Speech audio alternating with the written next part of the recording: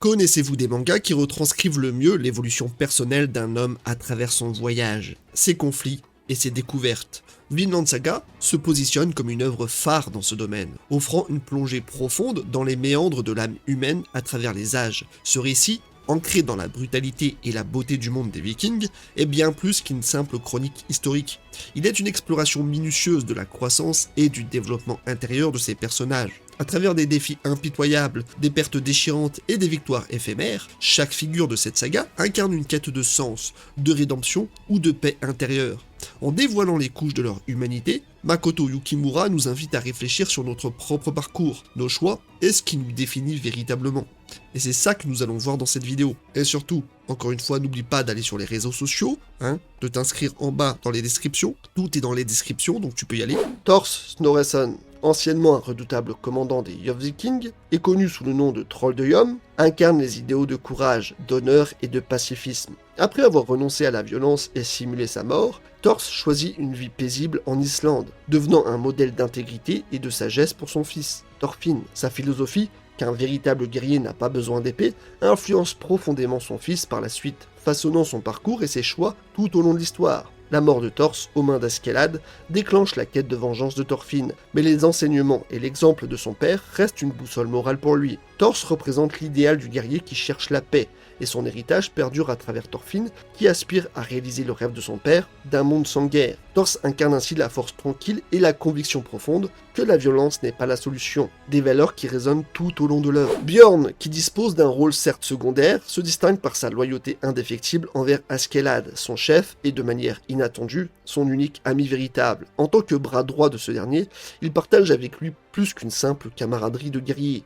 Il existe entre eux un lien profond, teinté de respect mutuel et d'une confiance rare, une relation fraternelle. Et que dire de son trépas lorsqu'il s'affronte dans un duel final à la demande de Björn lui-même, qui, gravement blessé et conscient de sa mort imminente, souhaite mourir en guerrier. Après avoir été empoisonné et sachant qu'il n'a plus beaucoup de temps à vivre, Björn demande à son frère de lui accorder un dernier combat, non pas par hostilité, mais pour honorer leur amitié et la vie de guerrier qu'ils ont partagée. Un duel né d'un acte de respect mutuel et d'adieu, permettant à Björn de mourir dignement en combat, conformément aux traditions vikings et à ses propres désirs. Hild est un personnage fascinant marqué par une quête de vengeance transformée en quête de surveillance et de compréhension. Survivante d'un raid viking qui a décimé sa famille, elle devient une chasseuse solitaire et habile, utilisant son intelligence et son ingéniosité pour survivre. Sa rencontre avec Thorfinn, l'homme responsable de la mort de son père, marque un tournant dans sa vie. Au lieu de le tuer, elle choisit toutefois de le surveiller, prête à exécuter sa vengeance si jamais il retombe dans ses travers de violence. Hild évolue d'une guerrière solitaire et méfiante à un membre clé de la communauté du village d'Arnès, apprenant à pardonner et à coexister avec ceux qu'elle considérait autrefois comme des ennemis. Sa capacité à surmonter sa haine et à chercher la paix reflète donc l'un des thèmes principaux de Vinland Saga, la rédemption. Leif, c'est un peu le grand-père chez qui on aime tous aller pour qu'il nous prépare des cookies en nous racontant plein d'histoires croustillantes. Leif Erikson, à ne pas confondre avec Sony Ericsson bien sûr, c'est le personnage chaleureux et rassurant, incarnant la figure du mentor et du conteur qui, malgré les épreuves et les années, conserve une bonté et une sagesse inébranlables. Ancien voyageur et aventurier célèbre, sa proximité avec Thor et plus tard avec son fils Thorfinn témoigne d'une loyauté et d'une affection profonde, faisant de lui un pilier émotionnel tant pour les personnages que pour les lecteurs et les spectateurs. Sa quête incessante pour retrouver Thorfinn, perdu dans les méandres de la vengeance et de la guerre, illustre son engagement indéfectible et son amour presque paternel. Malgré le poids des années et les cicatrices laissées par le temps, Leif demeure un optimiste, un rêveur qui a vu le Vinland, ce monde de paix dont il parle avec tant d'éloquence, inspirant ainsi Thorfinn à poursuivre cet idéal. Leif vieillit, certes, marqué par les épreuves, mais son esprit reste vif, son cœur généreux. Son déclin physique, accentué par une blessure reçue lors d'un conflit, ne fait que renforcer sa détermination à voir Thorfinn réaliser son rêve de Vinland. Dans ses interactions, dans ses silences comme dans ses paroles, il incarne ainsi la transmission d'un héritage, d'une vision d'un monde meilleur, faisant de lui un personnage touchant et essentiel, véritable boussole morale de l'œuvre. Serpent est ce guerrier énigmatique et imposant, dont la présence seule inspire respect et crainte. Employé par Ketil comme chef de la garde de sa ferme, Serpent ou Rold de son vrai nom, est un personnage qui, malgré son apparence intimidante et son rôle de guerrier, révèle une profondeur et une humanité inattendues. Son passé en tant que membre potentiel de la garde varangienne, à Constantinople, lui confère un mystère et une aura de légende, renforcée par son habileté exceptionnelle au combat. Sa compassion et sa rationalité, surtout manifestes lors de l'arc de la ferme de Ketil, le distinguent des autres. Il se montre en effet préoccupé par le bien-être des hommes libres et des esclaves, intervenant à plusieurs reprises pour protéger ces derniers. Cependant, il est également un produit de son époque, conservant certaines croyances sur la hiérarchie sociale et le droit des maîtres sur leurs esclaves. Sa complexité réside de ce fait dans son code moral personnel, qui le pousse à défendre la ferme avec acharnement, même face à une issue presque certainement fatale contre les Jomsvikings. Son sens de l'honneur et sa loyauté envers Ketil, malgré les révélations troublantes sur ce dernier, témoignent d'un sens du devoir et d'une intégrité qui force le respect. En somme, c'est un personnage touchant de par son humanité et impressionnant par sa maîtrise du combat. Un guerrier d'honneur dans un monde brutal, dont les actions et les choix reflètent les dilemmes moraux et les tragédies de l'époque viking. Il est badass oui, mais il a aussi un grand cœur. S'il y a bien un pote avec un grand P dans la série, un bro comme on dit, c'est bien Einar. Ce dernier incarne l'amitié véritable, celle qui se construit dans l'adversité et se renforce dans les épreuves. Ancien esclave ayant travaillé dans les champs du nord de l'Angleterre, Einar rencontre Thorfinn à la ferme de Ketil et tisse avec lui des liens indéfectibles. Sa loyauté, son empathie et son soutien infaillible envers Thorfinn, notamment dans leur projet commun de fonder un village libre en Vinland, illustre la profondeur de leur amitié. Avec sa stature robuste et son cœur grand, il représente le pilier émotionnel sur lequel notre héros peut s'appuyer. Malgré son manque de compétences au combat, il trouve d'autres moyens de contribuer à leur rêve commun, prouvant que la force du caractère est aussi cruciale que la force physique. Son évolution, passant d'un simple travailleur des champs à un ami fidèle, et un bâtisseur de rêves, souligne son importance dans la série. Au-delà de son amitié avec Thorfinn, Einar développe également des relations significatives avec d'autres personnages, comme Arnes et Sverkel, enrichissant ainsi le tissu relationnel de l'histoire. Sa relation avec Arnes est marquée par une affection profonde et une compréhension mutuelle, évoluant au sein des épreuves de la vie à la ferme de Ketil. Leur lien, empreint de tendresse et de soutien réciproque, se voit brutalement interrompu par le destin tragique d'Arnes, dont la mort prématurée laisse Einar dévasté, soulignant la cruauté et l'éphémérité des liens humains dans un monde impitoyable. Cette perte déchirante influence profondément Einar, renforçant sa détermination à réaliser un avenir meilleur et sans violence au Vinland, en mémoire d'Arnes, dont le nom inspirera d'ailleurs le futur village de ces derniers. Son humanité, sa persévérance et sa capacité à voir au-delà de la vengeance et de la haine font d'Einar un personnage essentiel. Thorkel, le roi incontesté de la Castagne, incarne la quintessence du guerrier viking, alliant une force surhumaine à une personnalité plus nuancée qu'il n'y paraît. Ancien commandant des Vikings, ce guerrier colossal se distingue par sa stature imposante et sa soif de bataille, rappelant un certain Zoraki Kenpachi, tant dans son aura que dans son désir d'affronter les plus forts. Sa décision de changer de camp pour rejoindre les Anglais, motivée par la quête de défis plus excitants, souligne aussi son désir de trouver un sens à la guerre au-delà de la victoire facile. Cette quête de combat digne de sa force le pousse à rechercher des adversaires à sa mesure, illustrant son respect pour la valeur martiale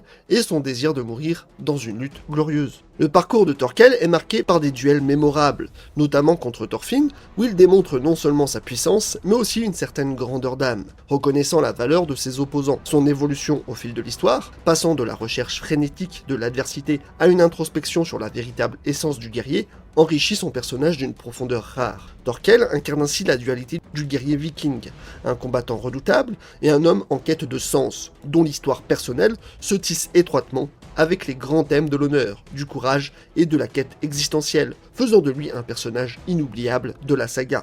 Garm, un personnage majeur de l'arc de l'expédition orientale, est un guerrier assoiffé de combat, cherchant constamment l'excitation dans l'affrontement. C'est notre petit Zarakibis. Sa personnalité exubérante et son amour pour le combat le rendent similaire à Thorkel, bien qu'il soit unique dans sa quête de défi. Intrigué par Thorfinn en raison de sa réputation et de ses compétences au combat, Garm voit en lui l'adversaire ultime qu'il a longtemps cherché. Le jeune homme est dépeint comme quelqu'un qui trouve un plaisir pur dans la lutte, sans se soucier des conséquences ou de la moralité de ses actions. Il est déterminé, parfois jusqu'à la témérité, cherchant à prouver sa force en défiant des adversaires de renom. Son interaction avec Thorfinn révèle un contraste frappant entre leur philosophie de vie. Garm vit pour le combat et la victoire, tandis que Thorfinn aspire à une vie sans effusion de sang. Cette dynamique souligne la diversité des caractères et des idéaux. Knut, sans doute le personnage qui a connu l'évolution la plus drastique dans la série avec notre protagoniste, transformé d'un jeune prince timide et protégé en un roi puissant et résolu. Initialement perçu comme faible et dépendant de son gardien Ragnar, Knut subit une métamorphose radicale après l'assassinat de ce dernier, orchestré par Askeladd, un tournant qui marque son passage à l'âge adulte et son avènement en tant que souverain. Sa transformation est soulignée par un changement d'apparence, adoptant une coupe de cheveux courte et une barbe, symbolisant son nouveau rôle de roi guerrier et stratège. Knut développe une vision ambitieuse pour son règne, aspirant à créer un paradis terrestre, une société idéale exempte de la souffrance qui caractérisait son enfance et le monde viking brutal qui l'entoure. Son parcours est marqué par des décisions impitoyables, y compris l'empoisonnement de son frère et diverses machinations politiques, révélant une profondeur de caractère qui le distingue. Malgré ses actions controversées, il reste un personnage profondément humain, luttant avec ses idéaux, sa foi et les fantômes de son passé, notamment dans ses interactions avec des personnages clés comme Thorfinn, reflétant sa quête constante de sens et de légitimité en tant que roi. L'évolution de Knut, de sa fragilité initiale à sa stature de monarque déterminé, illustre une quête de pouvoir, d'identité et de rédemption, faisant de lui l'un des personnages les plus complexes et captivants de la série, dont le destin tragique et les choix difficiles interrogent sur la nature du leadership et le prix du pouvoir. Mais il a aussi un pet au casque, qui se manifeste de manière particulièrement frappante lorsqu'il engage des conversations avec la tête décédée de son père, le roi Sven. Cette interaction illustre non seulement la profonde détresse psychologique de Knut, mais aussi la complexité de son évolution. Après avoir enduré une pression immense pour transformer et consolider son pouvoir, il commence à souffrir d'hallucinations, témoignant de son isolement croissant et de sa lutte intérieure. Ses conversations avec son défunt père peuvent être interprétées comme un mécanisme de coping face aux lourdes responsabilités royales et aux choix moralement ambigus qu'il a dû faire. Elle reflète sa quête de validation et de conseil dans un monde où il se sent profondément seul et incompris. Cette dimension de son personnage souligne la solitude du pouvoir et les conséquences psychologiques de la gouvernance, où les frontières entre la raison, la folie et l'introspection deviennent floues. En dialoguant avec lui, Knut cherche à confronter et à comprendre les décisions et l'héritage de Sven, tout en essayant de définir son propre chemin en tant que roi. Ces moments offrent un aperçu poignant de sa vulnérabilité et de son humanité, contrastant avec l'image d'un souverain infaillible. Askeladd est un personnage fascinant de complexité et d'évolution qui captive et surprend. Initialement perçu comme un antagoniste impitoyable et un mercenaire sans scrupules, il révèle progressivement des couches de profondeur et d'humanité qui transforment la perception qu'on a de lui. Sa figure paternelle, bien que teintée de manipulation et de dureté, devient un pivot central dans le développement de Thorfinn, et même de Knut. Le génie d'Askeladd réside dans son intelligence stratégique, sa maîtrise du combat et sa capacité à naviguer dans les eaux troubles de la politique et de la trahison. Son héritage gallois, s'inspirant du légendaire roi Arthur, méprisé par ses pairs vikings, forge en lui une dualité et une ruse qui lui permettent de manipuler amis et ennemis pour atteindre ses objectifs, souvent nobles malgré leur apparence brutale. Son plan final, qui consiste à sacrifier sa propre vie pour assurer l'avenir de Knut et la sécurité du pays de Galles, révèle un dévouement et un sens du sacrifice qui élève sa figure au-delà de celle du simple guerrier ou tacticien. Au-delà de ses machinations et de son pragmatisme, cette légende incarne une figure tragique, tiraillée entre son amour pour sa mère, son mépris pour son héritage viking et son désir de changer le monde. Son influence perdure bien au-delà de sa mort, en tant Thorfinn et continuant à influencer les cours de l'histoire. En définitive, Askeladd est un personnage incroyablement bien écrit, dont les actions et le développement nous captivent, nous forçant à réévaluer constamment notre jugement pour finir par ressentir de l'admiration, voire de l'affection pour cet homme. Dans un moment critique, Askeladd choisit de tuer le roi Sven pour protéger Knut, se positionnant ainsi comme un traître aux yeux de tous, mais assurant la montée au pouvoir de Knut. Ce geste ultime nous montre un homme capable de manipuler sa propre fin pour un bien plus grand. Pour Thorfinn, cette mort soudaine éteint sa soif de vengeance, le laissant désemparé et sans but, et marque le début de sa quête d'identité et de sens. Thorfinn Karlsefni, protagoniste principal, qui évoque lui aussi une évolution remarquable, passant d'un guerrier vengeur et impitoyable à un homme en quête de paix et de rédemption. Sa transformation est l'une des plus profondes et nuancées dans l'univers des mangas, reflétant une maturité narrative rare. Initialement animé par la haine et le désir de venger la mort de son père aux mains d'Askeladd, Thorfinn est un personnage que l'on voit grandir, souffrir et évoluer, apprenant finalement à rejeter la violence et à aspirer à un idéal de paix. Cette transition, bien que centrale à la richesse du récit et à la profondeur du personnage, a été source de clivage parmi les lecteurs. Certains ont regretté l'abandon du récit de vengeance pour un chemin plus introspectif et pacifique, ce qui a conduit à une diminution de l'intérêt pour certains fans. Cependant, cette évolution est essentielle pour dépeindre la réalité brutale de la guerre et la possibilité de changement personnel. Oui, nous avons tous le droit de changer. Thorfinn devient ainsi un symbole d'espoir et de transformation, illustrant la capacité de l'individu à surmonter sa colère et son passé pour forger un avenir meilleur. Libéré de ses chaînes de haine et de vengeance, il s'engage dans un voyage introspectif pour découvrir le Vinland, une terre promise de paix et d'abondance dont lui parlait Leif Erikson. Ce périple n'est pas sans embûches, bien sûr.